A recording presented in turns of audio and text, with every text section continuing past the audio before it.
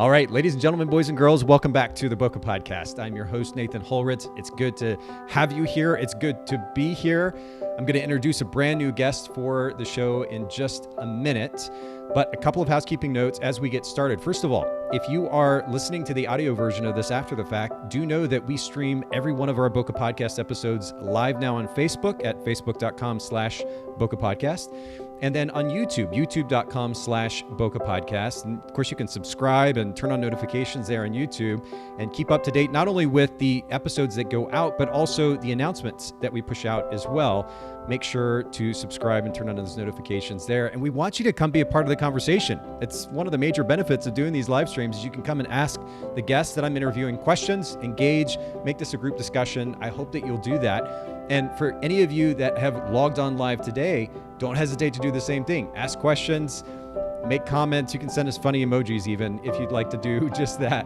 One other note here before I introduce my new guest for today. As I promised I would do before every Bokeh Podcast episode, I made a donation, a small donation to Charity Water today.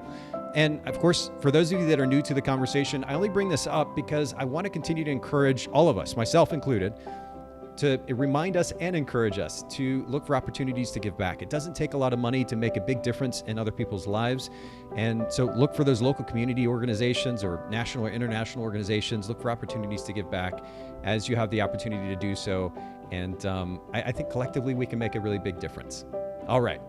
Well, on that note, I want to, speaking of making a big difference, I want to introduce our special guest for today. I'm joined by Clark Sanders. Clark, thank you for coming to hang out with me on the Bokeh Podcast today. Hey, it was an honor to get invited, I promise. Well, it's a privilege for us, and I want to give a little bit of context. So first of all, you said kind of a funny comment before we got started, and I can absolutely feel what you were saying. You said, I wish I could click on my screen. You've got a MacBook Air there to adjust the exposure to the image. We've got a kind of a lighting situation we were trying to refine before we got started. It's no big deal. We can still hear you. We can still have conversations, so we're good to go. But that being said, we've had the opportunity recently, and I'm just going to pop this up on the screen. SportsExtractions.com is a brand that we recently launched. We'll call it a sister company of Photographers Edit. And we're here ultimately to kind of change the way that the extractions industry and ultimately sports photography industry handles post-production. It's been kind of a dated process for some time, and we want to step in the game and change things up a little bit. All that said, if anybody listening in or watching goes to sportsextractions.com right now, Clark has been gracious enough, as we were getting the business and the brand launched, has been gracious enough to allow us to use a lot of his images. So to give context to the conversation that we're going to be getting into today, which is how to bring dramatic lighting to sports teams as you're photographing sports teams, you can go see many examples of Clark's work if you go to sportsextractions.com. You can also follow us on Instagram at sportsextractions. But enough of the little plug there, Clark. I actually want to bring everybody over to your website, and I'm going to actually pull this up on screen here really quick. For anybody listening in or watching, clarksandersphotography.com, and you'll immediately see that we're talking to not only an experienced, but a talented photographer here whose commentary on lighting today is exemplified over and over and over again. Just beautiful use of light in his work there at clarksandersphotography.com. You can also go to instagram.com/clarksanders and see more of it. All right, Clark, I'm gonna stop rambling on and talking here. I would love for you just to briefly introduce not only yourself, but the brand. We talk a lot about brand position here at the podcast. What is your business's brand position in your local market? Well, it's something it's taken me a long time to try to figure out what it really is or to come up with a style. And over the years, learning off-camera lighting and just loving it and loving how it can set images apart from a lot of folks, that's a big part of it. And being able to provide images, senior portraits or sports portraits or whatever, that look different than just a lot of people's. And not to bash natural light photography at all, because you can find some gorgeous natural light images, but using the studio lights when I do outside, you can just take it to another level. And one of my slogans on my website is on there somewhere, I forget where it's at, but it's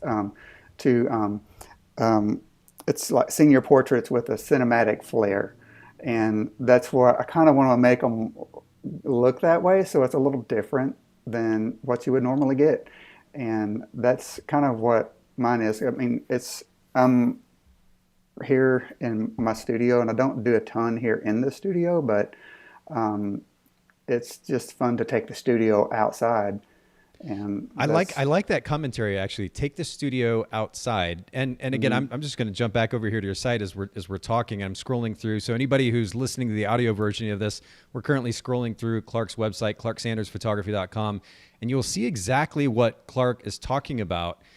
There is a certain drama to the lighting, Clark, but it really does feel like we're literally seeing a studio translated outside. I pulled this one image up here of who I'm assuming is a senior standing next yes, to his Jeep, and it literally looks like you're in a studio. The way that you've lit this so beautifully, you can see the ambient light in the background, beautiful reflection off the water, and yet the individual is lit in a way that looks like, one of those movie sets where they've got the big screens up to try to block out the sun and just beautifully directionally lit. It's really, really, truly well done. I've been in photography thank you. now for I guess 20 years or so. I've been in the industry, and it's a little bit tough at times to see.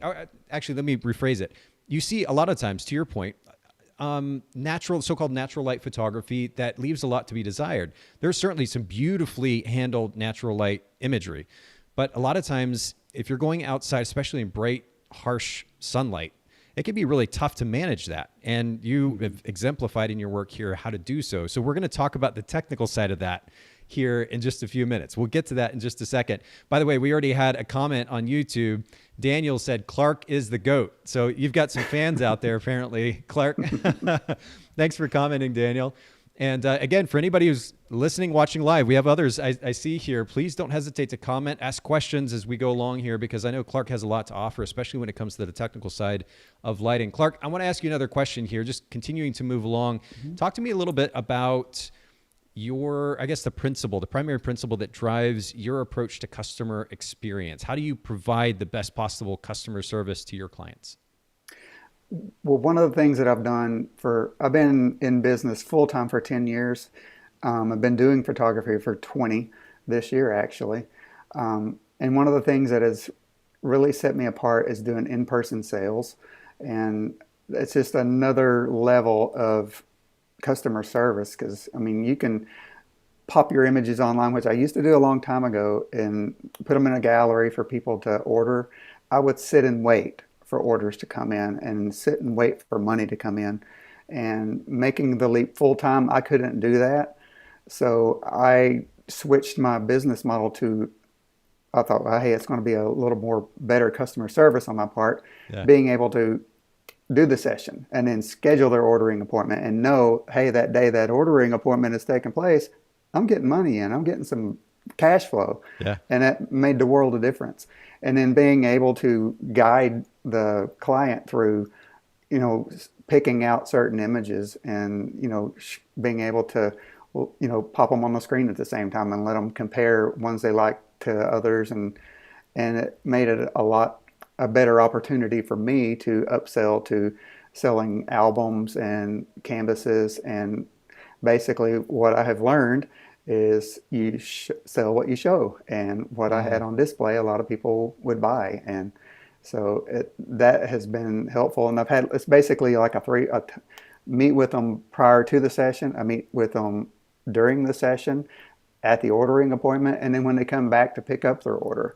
And there are times that it's more convenient, I'll make the delivery myself if I'm in the vicinity where they live. So Sure.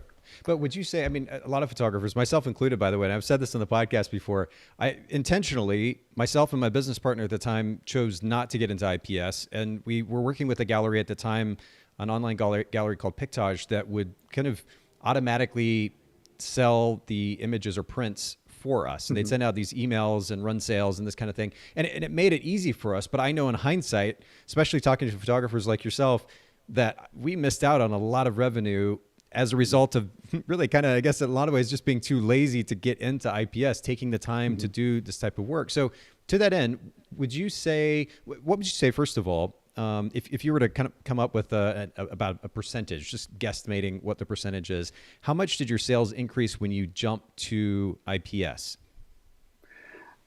I mean, I've attended conferences like crazy, and you hear people say, "Oh, they went up 100%," and the sales go up depending on how your pricing is structured. Okay. Because when I started out, my pricing was extremely low, and I had attended a workshop. My wife actually went with me. It was in 2007, right before I decided to make the jump full time.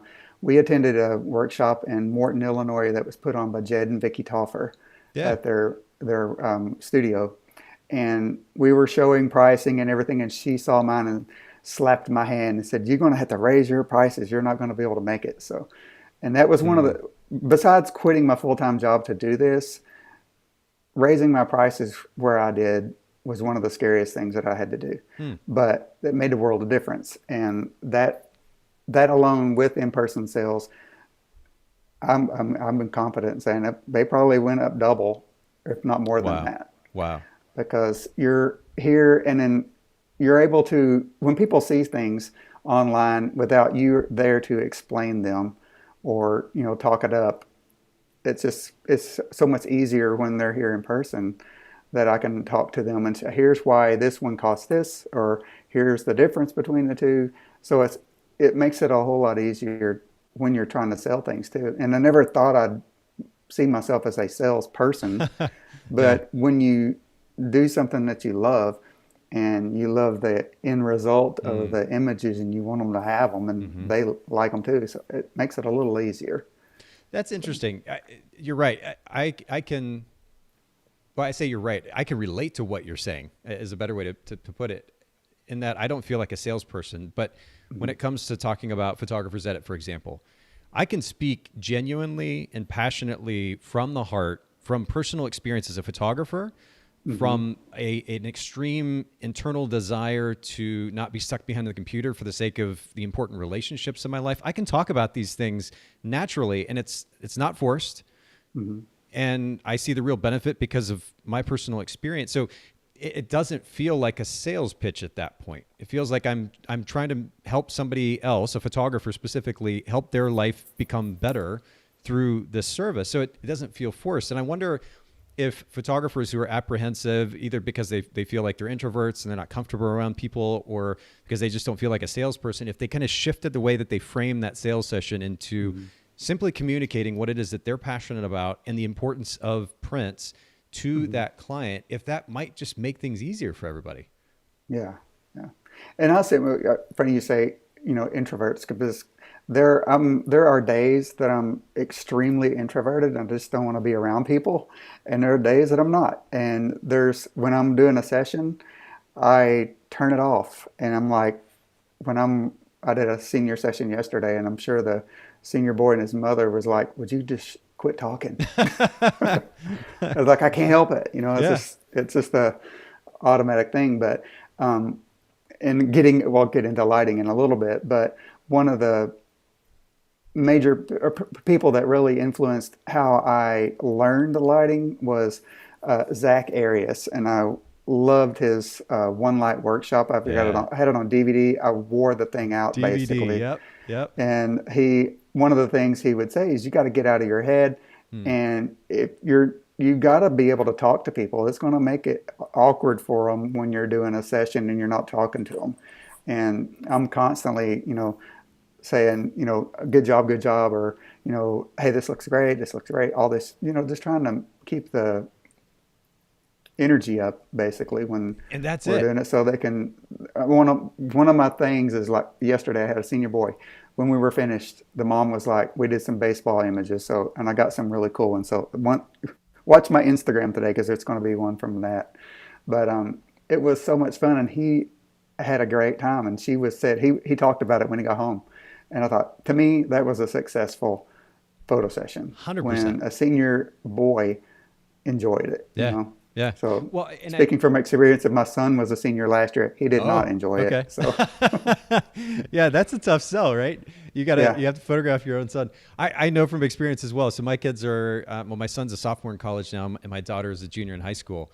And anytime it comes time for pictures, at least most of the time anyway, if we're going to set anything up and take it, it's a little bit of a challenge. But you make a couple of interesting points that I want to get back to very quickly. So first of all, the significance of energy. And we've talked a lot about this here on the podcast, but it really, even if we're just having a conversation with someone, but especially a teenager, if we don't bring energy to that conversation, they're checked out right away. Oh yeah. And that's just reality. But I think people in general are that way in many cases. And if so, again, back to that notion of being genuine, if we are genuinely excited about this, and it's on us to put ourselves in the right frame of mind for that purpose. But if we're genuinely excited about what it is that what we do generally, and then what we're about to do in the case of an individual session, the person on the other side of that is going to feel that, sense that, and it's going to change the experience. So that's a great reminder. At the end of the day, I think this is a much more loaded topic. Maybe we can come back to in a different episode at some point if you're game to do it. Oh yeah, definitely. Okay, yeah, we might have to come back here because this is really interesting. I just the little bit that I know you, Clark. I see this beautiful, beautiful work, but I know that, as you say, you're a little bit more introverted, at least at times. The fact that you just choose to kind of change the behavioral patterns and step out of that introversion and engage in IPS to the extent that it doubles or more your sales, and ultimately you're able to continue to work with these clients and produce beautiful work. There's just a lot there to unpack, and I think it would be really great to get into that in more detail at a future date. But for today, I do want to get on here because we have a lot to cover with regards to the technical side of this. Before we do that, talk to me a little bit about time management. And you've already alluded to your family. You're running a business full time. You have family, other friends, those that are close to you. Of course, it takes time just to run a business in general. So I'm curious how you have effectively managed time. And I know it's an ongoing challenge for all of us, but is there an idea that has driven your ability to better manage time so you don't get kind of burnt out and overwhelmed in the process? Well, a lot of it, I've heard people talk about scheduling your own time, put it in your calendar. And I do that a lot of times. This month and next month are my absolute busiest times of the year. And so my wife will joke a lot of times and say, yep, this is a month I'm a photography widow. And so she's home by herself, because I don't usually work weekends. The only time I do a weekend shoot is I'll do a senior rep program each year, and a lot of the sessions that I'll do on a weekend, maybe I actually have two this Saturday, but they would be for my senior reps or for past clients that have been really good clients, and so I'll make exceptions for that. But most of the time, if someone wants a session on the weekend, if it's in the summer or what, schedules are typically more flexible then because school's not in session. But I just say, well, I don't schedule things on the weekends because I like to use that time for my family, or I say that time's already taken. Sometimes they don't have to know what it's taken for. Sure, yeah. So it's just a matter of you've got to set your own time there. Because, I don't compare what I do to, say, going to the doctor, but you can't just call up your doctor and say, I really want to come in to see you, but it'd be better if I could come in on Sunday. That's not going to work. Sure. So you've got control of your own time and your own schedule. So you just got to, I've learned that when I tell people, I'm sorry, I can't on Saturdays. That's my time with family. They immediately say, oh, that's totally fine. I get it. So they try to make time during the week that they can. So, and like I said, this month's my busy month. My son's birthday is on the 26th, which is a Tuesday. That day's blocked off for him. So we're, taking off and spending as much time as we can with him that day. And we do the same for our daughter, depending on when it falls. She's out of college and working. So, a lot of times we'll spend a weekend with her. So, yeah. Well, I love the simple notion. And it's interesting how our conversations here on the podcast a lot of times just come back to these very basic, simple principles. And it's good to be reminded of them. In this case, be intentional about time management. I think there is a tendency just in general, not just with time management in general in our lives, at least in American culture in 2021, you see this, even if you just scroll through Facebook for a little while, this kind of tendency that people have to react to life, react to the world, as though they have absolutely no choice in the matter. as to how they react to the world. And the reality is that we do have this really cool thing called choice. We can choose how to spend our time. We can choose how to block off our calendar, and we can ultimately be more intentional in the way that we're managing our time. And this notion that it's so easy to give to other people. I'm sure you've heard it endless times, Clark. I know I have. You get this from other people. They're like, I'm busy. I'm too busy. I'm too busy. And the reality is, in most of those cases, they're just too busy for us in that moment. And if they wanted to, they could schedule that time. And that's really the case for anything. If we are intentional with our time, we can choose ultimately how to spend it.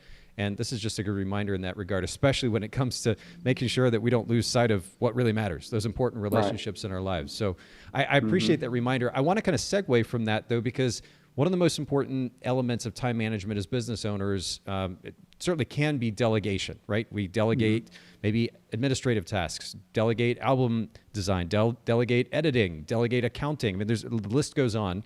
Is this something that you've experimented with in your business? Have you found any success in that regard? One of the main things that I did when I knew I was going to be doing this full time was there are certain things that you invest your money in that you hate to let go of the money, but at the end, it's worth it. And that has been an accounting firm. And I'll do my own invoicing and stuff like that, which is easy. I use QuickBooks Online, and it's easy to do. I do my own sales tax. I pay my own sales tax every month. Yeah. But as far as my payroll tax for myself, all the other stuff, I use the online version for a reason, because my accountant can go in and pull what they need and get what they need. They take care of all the other stuff. And I thought, I'd rather pay somebody that knows what they're doing to keep me out of trouble, because I don't want to mess any of that up. It's so true. So I'm that's one of the main things. Well, in that online version of QuickBooks, I compared to what it used to be, you talked about CDs earlier. So I remember back in the days, this is like 2000, I don't know, 3, 4, maybe. QuickBooks, like you had disks that you had to install the software in your computer. And then if you wanted to share the QuickBooks file with your accountant, you had to burn that to a CD and give that to your accountant. Now, not only is the user interface way simplified in comparison, it's so much easier for people that really don't have any idea what accounting is. They've made it easier to use. But like you said, it's also easy then to invite your accountant in or to give them access to that, and they can help you manage it. And it's such both a great reminder to take advantage of the great tools that we have out there, but also to use tools that enable us to be able to delegate more effectively. That's great. Yeah. I'll date myself here, but I remember when I very first started, I thought, I got to keep track of this stuff. I used a program called Peachtree Accounting. I don't even know if it's still around or not. I remember it. But it was it was one of QuickBooks competitors at the time. Yeah. So it was like so many old school things. It's like, okay. Because I started out when my business first started back in the early 2000s. I shot film all the time.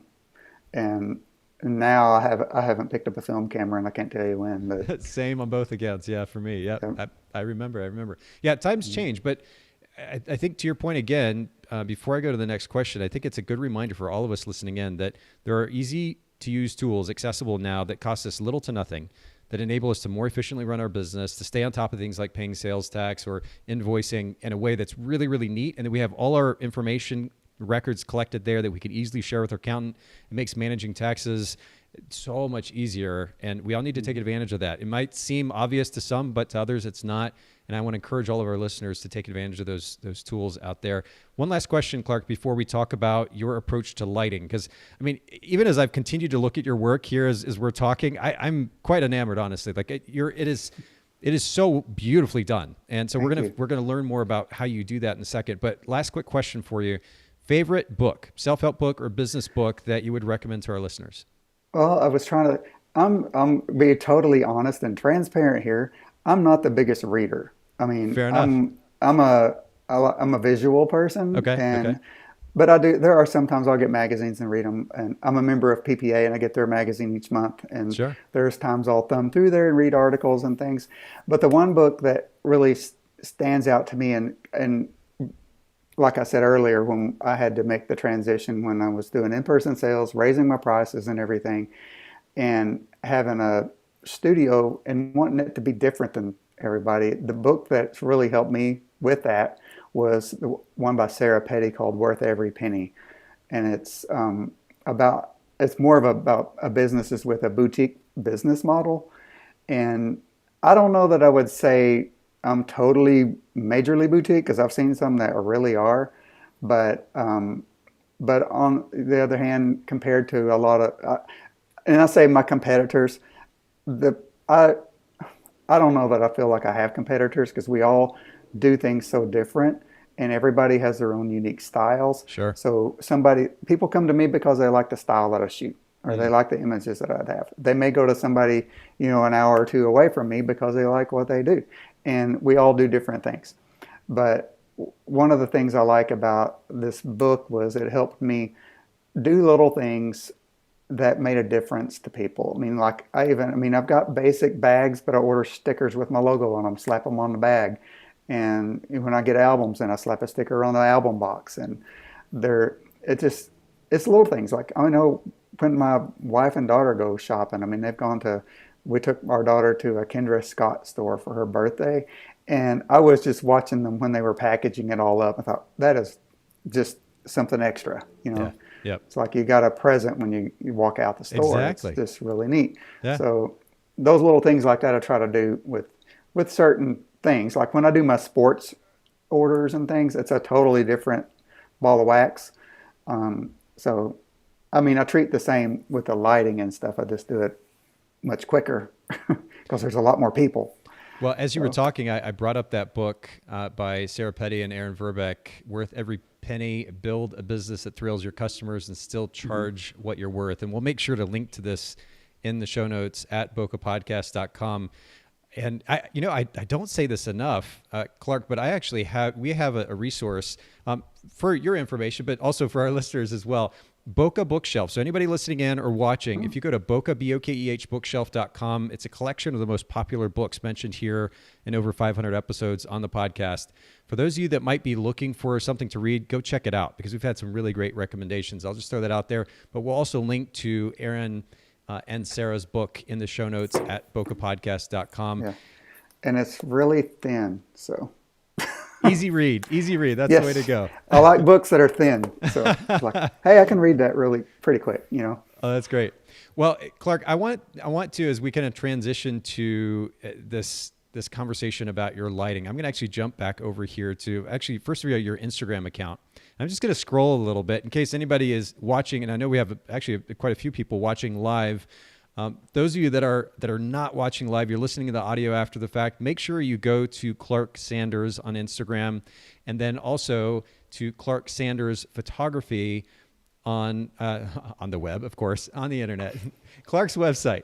But Clark, I'm going to actually jump back here as we're talking about this before we get into the technical details of your lighting and reiterate something that you said earlier. I mean, it's easy to talk about being intentional, right? And it's kind of a cliche thing almost these days to say, go be intentional about this or that. But you said earlier that you set the intention to bring, and even talk about it in your website, that you want to bring cinematic lighting to your photography. And I'm looking at this picture of, again, who I'm assuming is a senior, photographed in a creek. You can tell there's ambient light in the background, but the way that you handle this, it looks like a studio, like the person, like you had this creek in your studio. It's so beautifully lit, and I'm just genuinely impressed by this. I'm really impressed. It's beautiful stuff. Every time I see images that I've taken in that location, my feet get really cold because that is a spring that goes into a river. Yeah, and I can only stay in it for so long.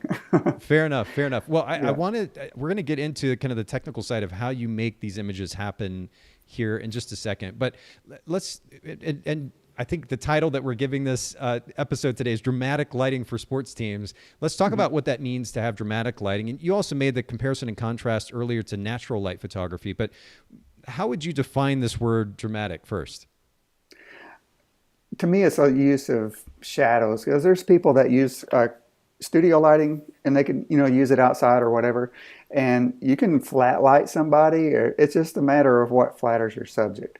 And I have always been drawn to just really dramatic, moody looking portraits, even ones in the studio. So like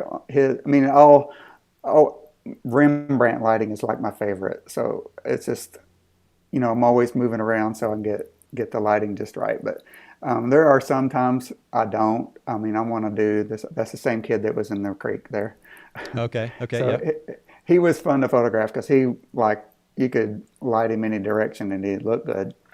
But yeah, and But you had just him use the here in the shadows is good. studio, but then you also had him outdoors, Hmm. and I mean, again, the way that you're able to just move from one context or one scene to the next is super impressive. Back outside again here.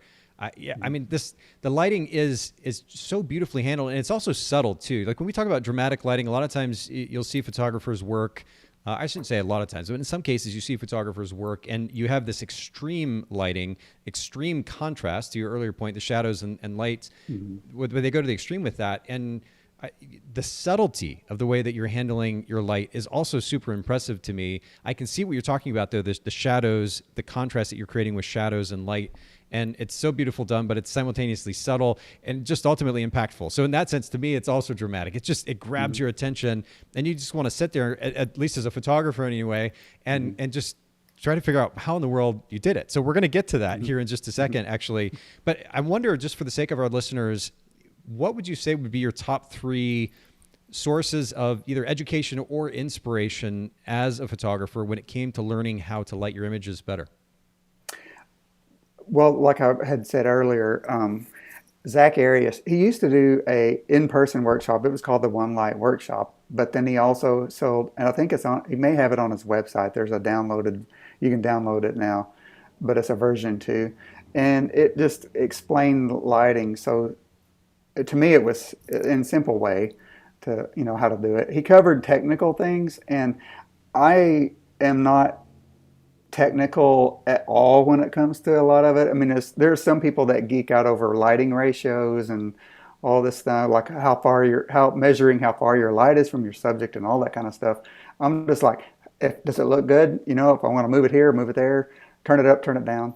So I like to keep it simple, and a lot of that time keeping it simple, I'm using only one light. There are times when I'll use two, Yeah. if I'm somewhere that it works. But his videos, and then he also had a class on Creative Live that was called I want to say it's the Foundations of a Working Photographer or something like that. It was also really good. His was good, and then like I said, I'm a member of PPA, and they have a ton of educational resources on their website for their Okay. members, and a lot of that's videos. Hmm. And I'm a visual learner, and but you can learn by reading also because Zach's when I got the DVD, it had a little companion book, and it showed the lighting diagrams and things like that. So it was pretty neat. But a big part of it too is practicing it. I mean, Mm-hmm. you can watch videos all day long until you're doing it, and then making sure. And the more you do something, especially with this, the more confident you are with it. Like the other day, or actually yesterday, I thought, what is going on? Because every time I took a photo, it was just overexposed. I couldn't figure out what was going on. Well, my camera is one of the mirrorless cameras. It's got a touchscreen on the back. Apparently, I bumped the ISO setting to auto and just jacked everything up. Yeah. Yeah. But I knew I'd have to always tell myself, slow down and think of what's going on. And, and then when you do that, you don't panic. And it's like, okay, it's happened to me before. I'll reset it to what I need to Mm-hmm. reset it to. But It's he, funny he too is he is because a main one. well, there's when it comes to photography, I mean, it can be easy to get technical for sure. Zach was a Hmm. brilliant example, and I remember Zach from back in the day. I think he was at the time anyway, based out of Atlanta, and you Hmm. kind of heard his name all over the place. And I love to hear the impact that he made even this many years later. I think it's really cool. And by the way, for anybody listening in or watching again for that matter, if you go to Zach, ZACKARIAS, ZachArias.com, you can see Zach's work there. We'll link to that in the show notes as well. But there's at the end of the day, for even a really great photograph, there are only so many variables that we have to actually consider. And as you point out, Clark, we just sit and think about it for a second. We can pretty much narrow down what the culprit might be if we're running into issues pretty quickly. My daughter actually just went the other day, last night or night before, went out with her friends, and she took an old Nikon D300 with her. And she came home and we were looking through the pictures, which is super fun. And then she was like, oh, it's getting blurry here, having this issue. And so I was able to just kind of slowly, and it took a second, like it was muscle memory holding that camera because I shot Nikon all of my career. But it took a second to kind of get back in the technical side of things, but then I could briefly and simply explain to her what settings she needed to adjust, what settings to use the next time in order to mitigate the problems that she was seeing as she was out photographing. And it was super fun. A little bit of problem solving there, but there are only so many variables that we have to consider at the end of the day. And I like that you highlight Zach's work largely because it's a brilliant example of how you really can create beautiful imagery in a very, very simple manner. We don't have to get overtly technical. We don't have to get super complicated and have 68 different pieces of gear in order to create a beautiful, beautiful image. And I think that's a really great reminder. One quick question just to kind of tag on to that. You mentioned videos earlier, and you actually told me before we started that you like to watch YouTube videos about photography. Is there a particular YouTuber that you follow right now that you would recommend to our listeners? Oh gosh, there's so many that I subscribe to. And I'm trying to think some off the top of my head. A lot of people get hung up on gear and like what brand of lights to use and this and that. But there are several different ones that I've been watching on. I've recently got some Elechrome modifiers that I absolutely love. Okay. And on their channel, there's some fashion photographers from New York, and one of them's, what's her name? Emily Teague, I think is her name. Okay. And she has done some one light portraits with those. And I'm a big Sue Bryce fan and Felix Coons.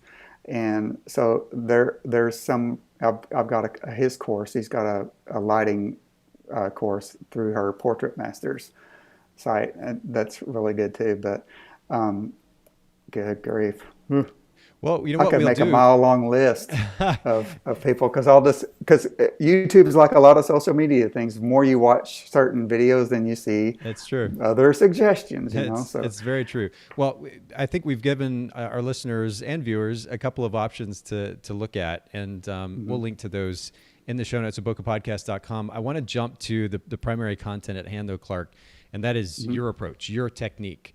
And you mentioned to me that you've got kind of two or three main concepts that are driving what it is that you're doing with your lighting. And so I would love for you to kind of dig into each of those with us. And you're going to see me maybe with a pen as I take notes here with our listeners. But go ahead and share what those three main ideas are, and then we'll kind of dig into each of them in detail. Okay. And well, as I get started, because I love lighting and studio lighting and looking even for natural light. And the reason I chose the room that I'm sitting in, because I have a window here, and I thought, the light's going to be nice and soft, but it is like cloudy out today, and it's getting bright out, and it gets dark out. It gets bright and dark. So I was like, I've got this major, really bright spot on my forehead right now. I was telling you before we got started, I think the camera is trying to compensate for the fact that you're wearing a black shirt, and so then it's blowing out your skin tones, which is a bit of an ironic thing considering your talent with light. But it's okay. I chose that background because it's one of my darker ones, and I thought, okay, maybe it'll help. So yeah, no worries at all. Let's jump in. Okay, yeah. What I do a lot of times, even like for natural light photographers, when you're outside, you expose your camera for the ambient light, but you also want to make sure your subject is in some good light. And most of the time I try to find a place when I'm doing, more natural light portraits where it's like an open shade. You're not totally deep into the trees or something, but there's no lighting direction. But with a studio light, you can bring your own light and make your own lighting direction. So my main thing I do first is I set my camera, it's all on manual, is I set the ambient exposure for how I want it to look. If I want it to be really dark and moody, I underexpose the image quite a bit. If I don't, I don't. I just keep it where it's, and I take a test shot and see how my subject looks in the image. And there are times when I was doing a session day before yesterday, and the location we were in, the ambient light was gorgeous. So I got some pictures with just the ambient light. But then I thought, okay, I'm going to do my thing and underexpose it a little bit. And then I set my light up, usually off to one side or the other. And it depends, the side I put it on depends on, mainly with girls, if their hair's parted on one side or the other. So it's not casting a shadow with their hair. Okay. And then it's usually off, and I'll usually feather it quite a bit. And then I just turn the light on. And I don't use a meter. I've got one. I know how to use it, but I don't use it.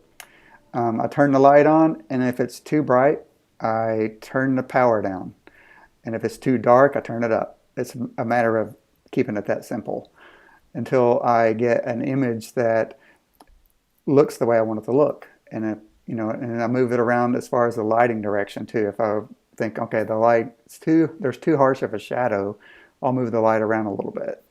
But as far as the settings go on the camera, there's no you can't just set your camera, hey, I want to shoot at this f-stop, this shutter speed, and be done. Because it just depends on the location you're shooting in. There may be an area I've done pictures like for baseball portraits. I'll go out in the middle of the day at noon and do a senior session. There's some on my Instagram, and they look like they were done, in a really later in the day, but in all honesty, they were in the middle of the day. But I'll just underexpose the scene quite a bit and make sure the flash that I'm using is powerful enough that it'll, light the face up. And that football player right there is a good example because I did his baseball portraits in the middle of the day. This one was taken obviously later in the day because the football field's covered with the shadow of the trees that was behind us. But I wanted to get the bleachers, where they weren't blown out and you could still see the sky. Yep. And I just stuck a studio light over there and turned it on. And I fluctuate depending on how I want my image to look, if I use high-speed sync or not. There's times that I'll use it and sometimes I don't. And I used to be before the flashes I have now are all high-speed sync capable. The ones I used to have were not. And so I used ND filters a lot to shoot more wide open. Okay, so we've touched on, and I was taking notes a little furiously actually as you're talking, because you've hit on a number of interesting points, and I want to kind of get back to each of them. For anybody who might be taking notes, I'm a little bit of a nerd, Clark, and I'm super structured when it comes to taking notes. Down to the point that I don't know if you still do this or not, but like I learned how to outline, for an English paper, for example, like with the Roman numeral and then the capital A and then the number one and then the lowercase a and breaking it down like that. I still do that to this day. Anyway, wow.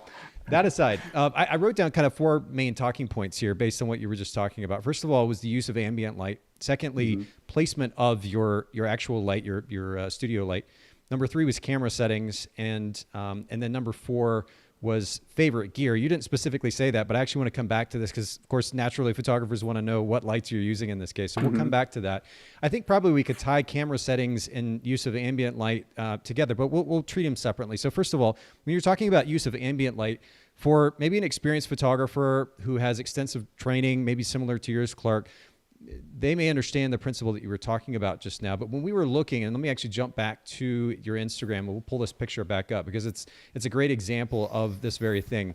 When you're talking about exposing for the background, the ambient light first, I love the simple notion of this. And again, it's a beautiful example of how photography doesn't have to be overtly technical, and at least not overwhelmingly so. If we're working with a off-camera light, a studio light or otherwise, but we also want to beautifully expose the background, the first thing to do, as you're pointing out, is to expose for that background, expose for the ambient light. And you've got a challenging situation in this case in that you've got what is going to be pretty harsh, looks like sunset light on those bleachers, which could easily get blown out. And then if that happens, naturally the sky, you're going to lose the saturation and the blues in that sky. That's going to get blown out. But instead, you exposed for that first. Now, you said you don't use a light meter. So are you just doing this in camera and just manually adjusting your settings? I am. Like mirrorless cameras, you can get a live view yeah. what it's going to look. So that's what I try to do first. Okay. And before I had the mirrorless camera, I would just look at the meter in the camera and then make sure it was under it. Either I would hardly ever use the meter in camera when I was, try to shoot natural light on my subject.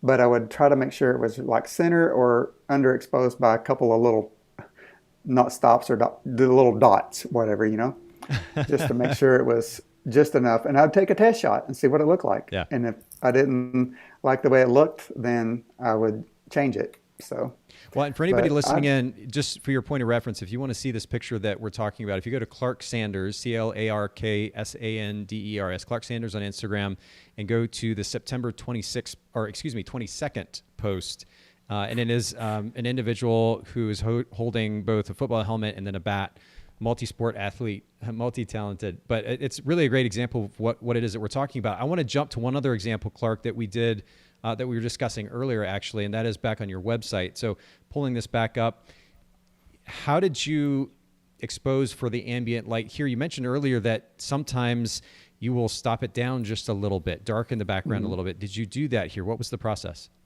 Yep, I did the same kind of thing. It's like usually I know in my head, like, okay, most cameras have a sync speed they can go to. It's 1/60th, 200 or 250th or whatever. So your flash won't sync right if you're going above that. But in this area here, I always like to have the background out of focus quite a bit. So I very rarely shoot wide open, like at 2.8 or whatever my lens may do, but somewhere close to it so I can get that set. And then I just take a lot of random test shots, and I tell people, and I usually get some funny ones too, because when they know I'm taking a test shot, they're going to be crazy acting and make funny faces. So I'm getting some pretty decent, stuff for them there. Absolutely. But yeah, like that one in particular, I can't remember. I'd have to pull up my file on my computer to see what it was. But, the shutter speed was probably 200, if not a little bit more than that. And then I had my light sitting in the creek. Thankfully, it wasn't real deep and swift, so I wasn't worried about it, going over. But the little light modifier, I think, was a pretty small one. But I just had it right. I actually had it right out of frame, because usually that's another thing I do is I try to keep my light and my light modifier as close as I can to my subject without it being in the shot. And so that's one of those technical things, the inverse square law. And Sure. That's one of those things where I'm like, I was not a good math student when I was in high school. So when people explain that to me, I'm like, okay, I fog over, and it's like, I understand the principle of it. Sure. But it's a matter of the fall off of the light, Sure. So, but that's a big part of it. Basically maximizing the potential power of the light without having to probably go to full power in order to light somebody, especially in an outdoor scene like that. Sometimes you're competing with pretty bright background light. If you're able to bring it in closer, it helps kind of minimize that challenge, I would assume. Okay, so and then another thing I learned too is the larger your modifier is and the closer it is, the softer the light's going to be. So that little modifier I think I was using for him was maybe 20. I think it's a 25-inch little thing, so it wasn't real big, but I got it in as close as I could. So. Okay. So I'm just referencing my notes here, but we start with the use of ambient light. And I love the simple way that you explain your approach there. And for anybody who's new to photography, or maybe is not used to it, maybe they consider themselves a natural light photographer, they want to start using a light of some kind on location, just very simply exposing for that ambient light first, adjusting a little bit if they want to make it a little bit more moody or less moody, and then figuring out the flash settings. Just a very great, simple approach. And the beauty, of course, you talked about shooting film. I did for the first I don't know, at least 3 years or so, maybe more, actually, of my career as well. And when you switch to digital, the fact that you could just freely experiment is it's such a wonderful thing. So we've got an advantage in that sense. But then secondly, the placement of the light, and you were just alluding to this. So close, right off camera, and then are you usually shooting for about a 45-degree angle to the subject, or does that depend as well? It sometimes depends. Most of the time I like to keep it about 45, tilted 45, and just to see how the shadow looks. Another photographer that, it just come to my head, that Zach was a big influence on his lighting. I say like we're on a first name basis. I've never met the man. But another one that I really love his lighting is Joey Lawrence. And he's got a YouTube channel, and he's got several different things. He's got some behind the scenes videos that he's done. But a lot of time, it's just a matter of the light placement and how it's angled. And it just sometimes can really yield a really good looking image. One of the things, I try to keep it as far as the lighting goes, the placement of it and everything, I try to keep it as simple as I can. When people are learning flash, one of the most technical things and probably the most difficult to grasp is actually the flash and figuring out the settings on it. Like where, how do you change it to manual mode, and where do you turn it up here, and where do you turn it there, and how do you make the trigger talk to the flash? Those are the things that once you get used to it, it's kind of like driving a car. When you're changing lanes and you turn your turn signal on or turn your headlights on, so many things like that are just second nature to you. And once you get a flash system and learn how they work and how they talk to each other and all the settings on those, that right there is, to me, one of the biggest roadblocks to a lot of people is, and it was me, was when I first started using a studio light outside, it was too stressful for me. I was like, okay, I'm wasting these people's time trying to figure out this light. And so I'll just go back to my default of shooting natural light outside. And I was comfortable in the studio. But once I figured out how to control the flash and the output of it and making myself slow down when I would get a little stressed, then it made a world of difference. Well, and to your point about Joey L too, and I had this pulled up as you were talking, for anybody listening in or watching, if you go to Joey, Joeyl, just literally the letter L.com, you can see the beautiful work that Clark is talking about. Wonderful examples too, that subtle lighting, Clark, that frankly, I mean, I see a lot of what you're doing in his work or vice versa. It's you see the direction, you see the contrast in those portraits, but it's there and it's super impactful. So those right there those are some of my absolute favorite type of portraits. I just love the way it looks because you can tell it's lit, but it doesn't. You can't tell. Was it really lit with artificial light, or was it just good direction of natural light? Yeah. So exactly. Okay. Well, these are great examples. So then I want to jump to the next point, which is camera settings. And again, you've kind of alluded to this throughout the conversation. I guess one of the questions that I would have, you mentioned earlier that portrait of the senior in the creek, 1/200th of a second shutter speed.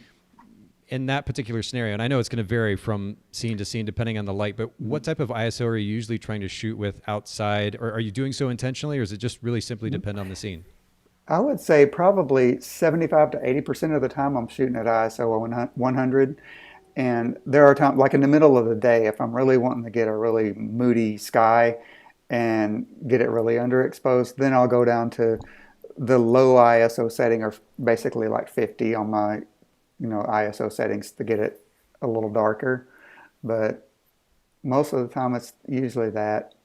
I'll bump it up if there's days that it's really overcast and kind of dark out. Like this time of year, it starts getting darker out earlier. So I'll sometimes have to bump my ISO up to 200. Or the day before yesterday, I was in an area that was actually very pretty. It was one of our state parks, but it was in a little, like a cavernous area, but I bumped it up to 400 then, and then you just have to compensate with the light. So, and is that tendency to go to the lower ISO, is that kind of from your film days? Because your traditional portrait photographer trying to get the richest possible color is going to go for that lower ISO. Is that part of where that comes from? Possibly. Okay. Because when I was shooting film, the only time I used the studio light was indoors, and if I did anything outside, it was all natural light with film. So, but my film speed was I'd always, and I still have some of my wish list on B&H. It's Kodak Portra, like 160 film. Yeah, that's part of what we used to shoot with actually for the portrait work that we did. I love Kodak Portra. I know that it's like Nikon versus Canon, like they're different cams, Fuji and then ultimately Kodak, of course, and maybe one or two others. But that, for me, when it came to color, I love the way that colors were rendered through that to the Kodak photo. We would shoot with 160, 400, up to 800 on the color side. But that was just a favorite of mine. Anyway, I could ramble on for a while. But speaking of equipment lists and your favorite equipment, let me kind of jump to that real quick too. Let's talk a little bit about the light that you use. And do you use, is there kind of a go-to light that you're using as your artificial light, your off-camera light, or do you have two or three that you're going to? Well, I use the Godox lights. One of them is a Godox, and then Flashpoint from Adorama. They're the same thing. They're just rebranded. Yesterday, it just depends where I'm at. I've got the Godox, they're 8200. It's a 200 watt second light. And some of the areas where I was shooting, it was more than enough power. But the senior that I shot yesterday, he was a catcher for their baseball team. We were going to be out on the baseball field, and I was like, okay, it was getting cloudy, so I probably didn't need a whole lot of power, but I had my 8600 light, which is a lot more powerful, so I thought I'm going to use that, and just so I'd have enough to underexpose the situation, because the field, their baseball field in October is not in the condition that it will be when they start playing ball. So it didn't look the greatest. So I wanted to underexpose it as much as I could, so you couldn't tell how, I guess, weedy the ground was. Okay. There was a lot of weeds popping up, so Yeah. I had to do a little lawn mowing in Photoshop. Okay. So, but yeah, it just depends on where I'm photographing. If if I know if it's gonna be a really overcast day, I don't need a lot of power. Those 8200 lights are pretty powerful. So, yeah, and I actually brought that up while you were talking, the AD200, Godox, Godox, for anybody who's curious, AD, the letters AD, and then the number 200, pocket flash. And are you shooting these with internal batteries, or is it an external battery pack that you're bringing with you? How are you doing that? They're all built-in batteries. Okay. That's one of the things I liked about them, because before I started using these, I used Alien Bee lights, and I had their external battery pack that I would take with me on location. But these are so nice because I've got two of those. So usually if one of them's not fully charged, the other one is. So I'm packing one of those with me. And then I bought this last year their step up from that, the 8300, which is just a little bit more powerful. So I'll have one or both with me. So I always like to have a spare. So I always have a spare camera with me just in case something were to happen. Well, and speaking of, I've got this pulled up on Amazon right now, the Godox 8200, and of course this has been one of the I guess the attractions to this brand is the price point. $299, we'll call it $300 for a flash that has built-in battery. In fact, the list of features, I'll go back over to their site. It's pretty incredible. Like you said, plenty of power there. 500 flashes apparently with a built-in battery, quick recycle time, 2.4 gig wireless or remote control. And the list goes on. It's really incredible. And you could do this for $300. And I just think back to like when we were buying of course we were shooting Nikon, but the Nikon speed lights were, now if you try to go buy one of those, I think it's $500-600 or something like that for one of the branded ones. And you may not even be getting all the features that you're getting for like half the price, which is pretty amazing. And that was another thing, going back to Zach Arias, when he would describe lighting and things. One of the things I liked about how he had described it is light is light. You just got to know how to use it. Yeah. And there are people that are brand specific. There's people that love to use Pro Photo. I had bought and thought I would try Elechrome lights, and I got one and I liked it, but I'm so used to using the Godox and the interface there, it was so much easier.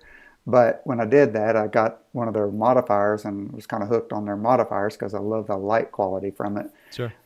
And to me, it's like with a camera. It's like I shoot a certain brand of camera, but it's a matter of taste. Certain people like a certain brand of car. It's just a matter of how I like the way it's easy for me to find the menus on the camera system I have.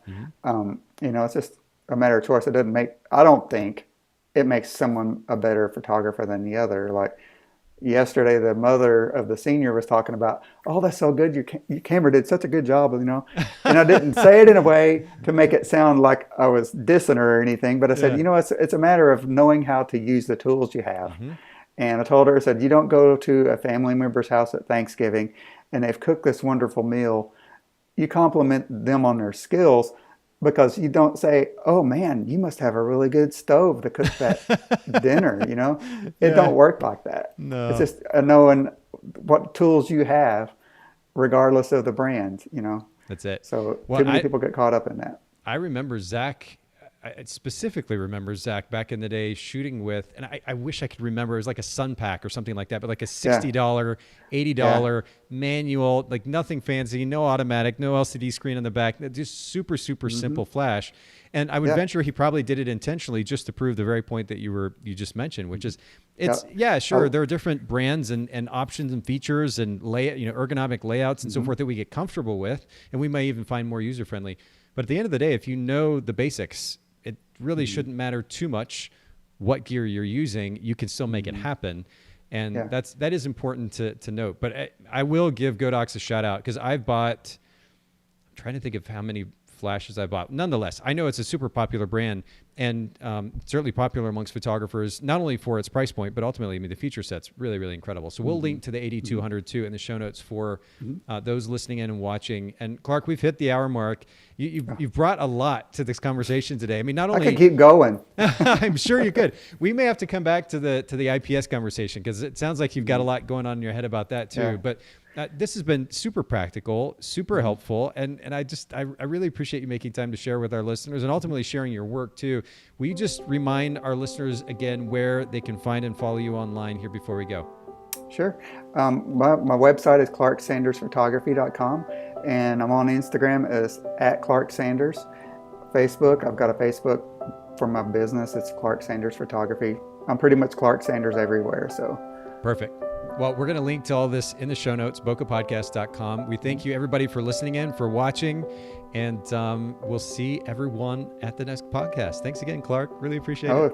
Thank you. Again, It was an honor to get invited. I appreciate it. Truly our privilege. Everybody, thanks for listening. We'll make sure to listen or link to Clark's sites in the show notes, and we'll talk to you soon. Bye-bye.